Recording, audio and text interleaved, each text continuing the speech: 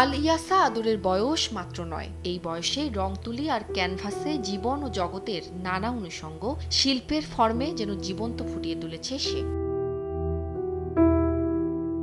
কিন্তু নানা রঙে মোড়ানো অপূর্ব সব শিল্প সৃষ্টি এখন যেন অতীতের ধুলোয় মলিন হওয়ার উপক্রম। পড়তে আঁকতে ভালোবাসত যে সেই শিশু আদরের চোখে এখন কেবল শূন্যতা।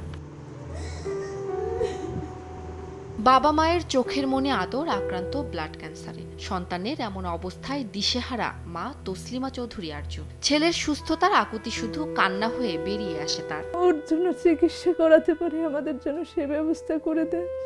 এবং প্রবাসী যত ভাইয়েরা আছে আমি সবার কাছে অনুরোধ করব, আমার বাচ্চার চিকিৎসার জন্য সবাই আমাদের পাশে এসে দাঁড়ান। আমি একদম নিঃস্ব হয়ে গেছি। আমি একটা মা, আমার সন্তানটাকে বাঁচানোর জন্য আমি আকুল আবেদন করতেছি সবার কাছে।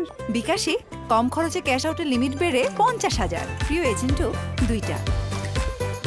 ক্রমশ অবস্থার অবনতি হচ্ছে আদরের। পুরোপুরি সুস্থ হতে প্রয়োজন বোন ম্যারো ট্রান্সপ্লান্ট। এজন্য দরকার প্রায় ৫০ থেকে ৯০ লাখ টাকা। তার ওই সিমটম একটাই, তার জ্বর আসে, জ্বরের সাথে তার জয়েন্টগুলা ব্যথা করে সে হাঁটাচলা করতে পারে না। এখন আর ওর বোন ম্যারো ট্রান্সপ্লান্ট করা ছাড়া উপায় নাই। সেলগুলা শরীর থেকে চলে যাবে, তখনই ওরা দ্রুত বোন ম্যারো ট্রান্সপ্লান্টের জন্যই করবে।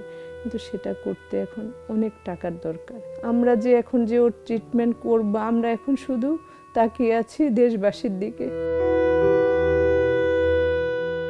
বিত্তবানদের একটু সহযোগিতার আশা পরিবারটির। আশা মানবিক সাহায্য ফিরিয়ে দিতে পারে অন্য শিশুর মতোই সন্তানের সুস্থ স্বাভাবিক জীবন। উম্মে হানি, সময় সংবাদ, ঢাকা।